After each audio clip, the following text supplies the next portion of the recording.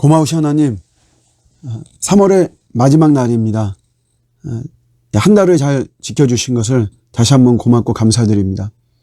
저희들이 더욱더 주님과 동행하는 이 마지막 날 되기를 원합니다.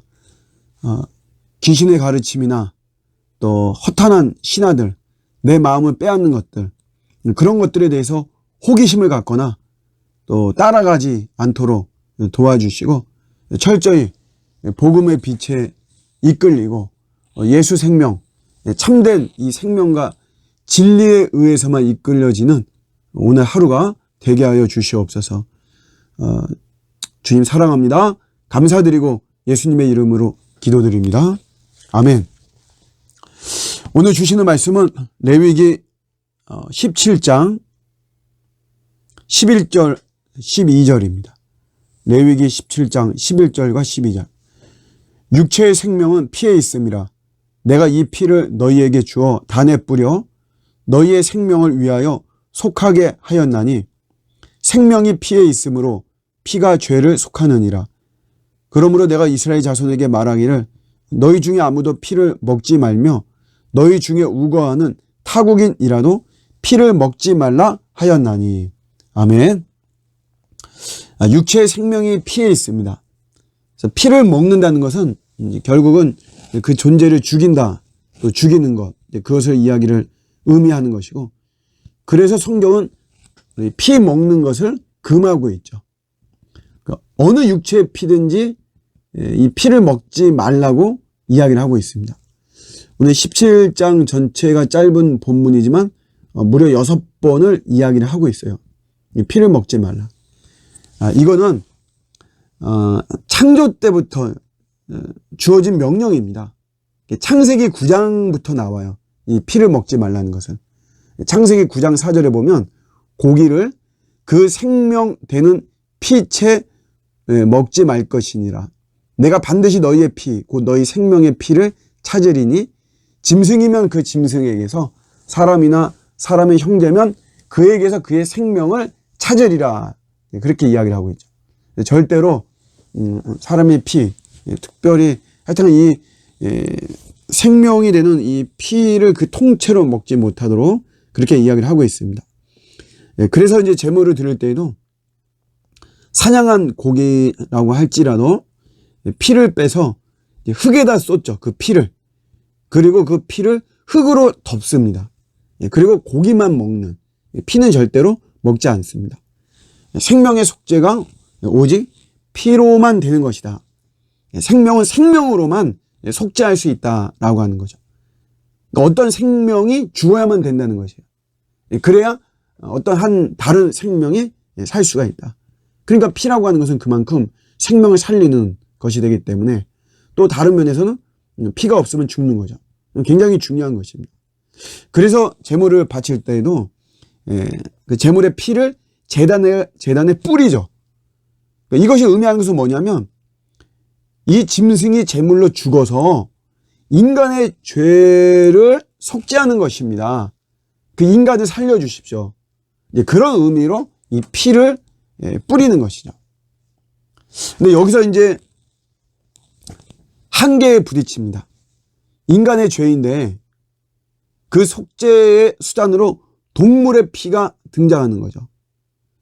이것이 임시적으로 동물의 피가 대리는 할 수 있지만 인간을 대표할 수는 없는 것이에요. 이게 결정적인 한계입니다. 그러면 그렇다고 해서 그럼 인간의 피로 대속을 한다. 누구의 피로 대속을 할까요? 누구의 피로? 대단한 사람들의 그 피로 우리 인간의 죄를 대속하고 속죄한다. 그 대단한 사람들 누구? 뭐 왕이나 황제나 제국의 통치자들? 이 사람들이 대속의 피를 흘리지 않죠. 이 사람들은 오히려 살려고 하죠. 오히려 자신들이 살고 자신들을 더 강화하기 위해서 그러지 못한 사람들의 피를 더 요구하죠. 그러니까 이런 사람들의 피는 안 됩니다. 그럼 반대로 힘이 없는 사람들, 약자, 무명, 빈자, 가난한 사람들, 이런 사람들의 피. 살아있을 때도 이런 사람들 거들떠도 보지 않는데 이 사람들이 내 죄를 대속하기 위해서 죽었다. 이게 받아들여지지가 않죠. 그럼 누가 할까요? 누가? 그러니까 인간은 아무도 없다는 거예요.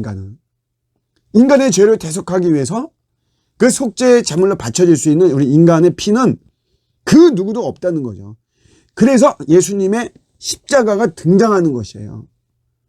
근본 하나님의 본체시지만 하나님과 동등됨을 취할 것으로 여기지 아니하시고 오히려 자기를 비워 자기를 죽는다는 거죠.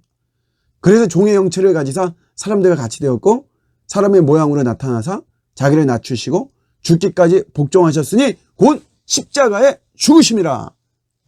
할렐루야. 인간을 살리는 것은 오직 예수 그리스도의 십자가밖에 없습니다. 죄인을 살리는 것은 오직 예수 그리스도예요. 그래서 오늘 이 본문이나 이 십자가를 강조하는 이런 구절은 결국 무슨 말을 하냐면은 아무도 죽이지 마라 이거예요. 우리 인간들 아무도 죽이지 마라. 그 누구도 희생양 되지 말고 희생양을 삼지 마라.